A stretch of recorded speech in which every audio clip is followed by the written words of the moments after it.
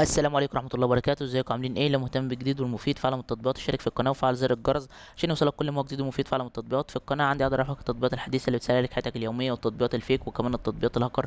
النهارده ان شاء الله مع شرح تطبيق جديد هو اسمه لينك سايز. التطبيق ده مساحته 44 ميجا، محمله اكتر من 5 مليون شخص. التطبيق ده خاص بان انت تتحكم في شبكة الواي فاي بتاعتك. بتقدر تتحكم وتشوف مين اللي بيدخل على الشبكة ومين اللي بيخرج على الشبكة بتاعتك، في حالة ان ممكن يكون حد بيخترق الشبكة او في حاله ان حد بيسرق الانترنت بتاعك.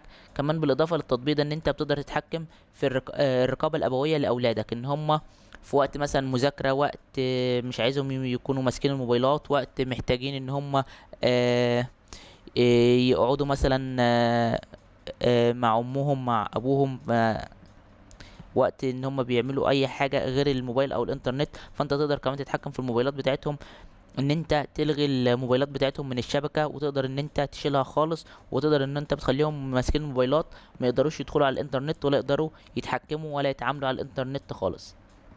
وقت مثلا نوم، وقت تمرين رياضة، اي حاجة من الحاجات دي، فانت بتقدر ان انت تتحكم في الشبكة بتاع الانترنت. ده الغرض من التطبيق وده فايدة التطبيق.